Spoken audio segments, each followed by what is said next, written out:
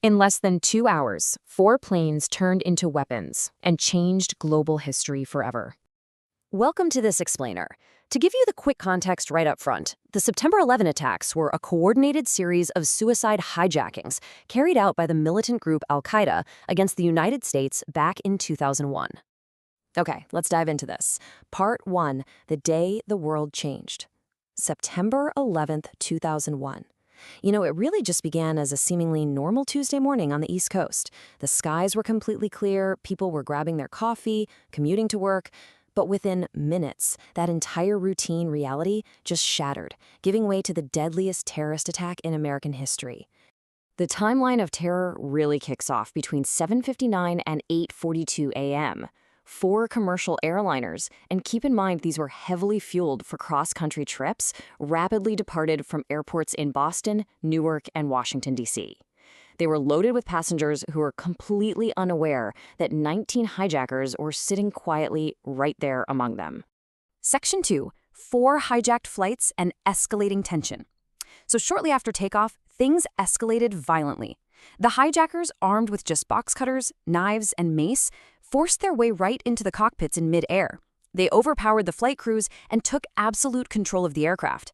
They literally turned these passenger jets into guided missiles. The first strike happens at 8:46 a.m. American Airlines Flight 11 crashes directly into the North Tower of the World Trade Center in New York City. And on the ground, total confusion. The initial presumption by pretty much everyone, from news anchors to just regular citizens on the street, was that this had to be some sort of horrific freak aviation accident.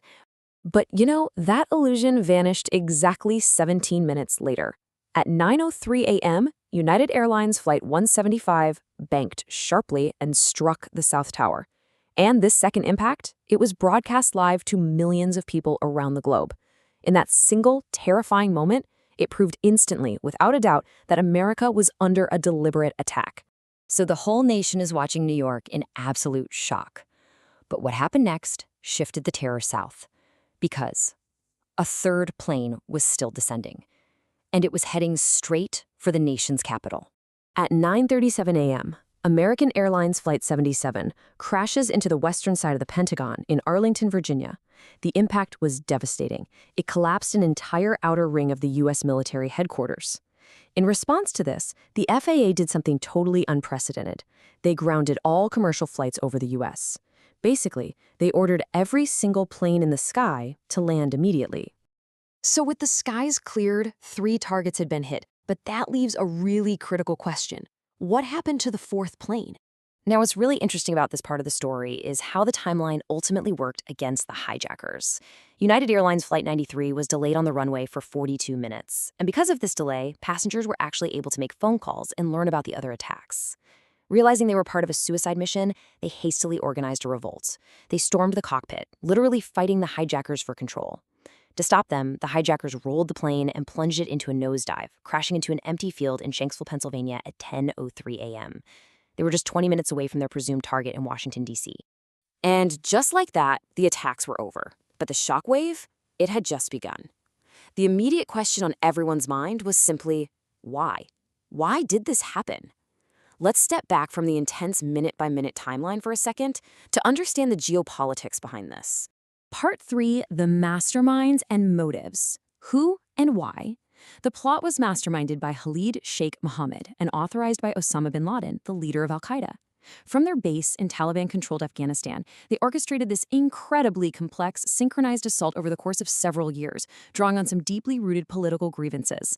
Based on bin Laden's own fatwas and declarations, Al-Qaeda's stated motives were driven by a few key things: U.S. foreign policy favoring Israel, the presence of American military bases in Saudi Arabia, devastating sanctions against Iraq, and a radical belief in a global conspiracy against Muslims. Simply put, they saw the U.S. as an aggressor that needed to be punished.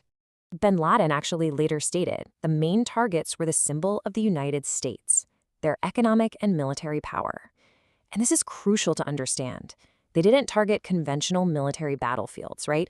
They deliberately aimed for the World Trade Center and the Pentagon to visually and economically shatter American power on the world stage.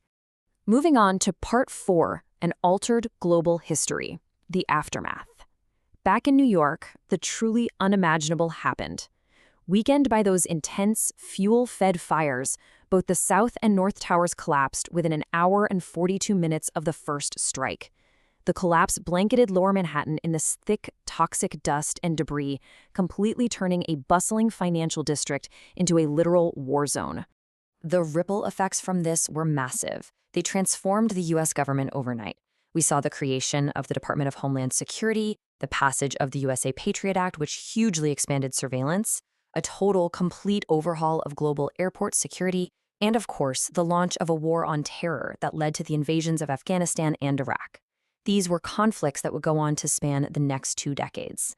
But at the very center of all this geopolitics is a staggering human toll: 2,977. That is the number of innocent lives lost that morning across New York, Virginia, and Pennsylvania.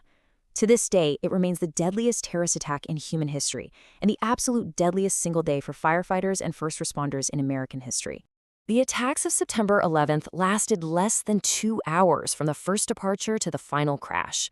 Yet, the world woke up in one era and went to sleep in another. It really leaves you wondering, how do we even begin to measure the impact of a single morning that permanently fractured global history?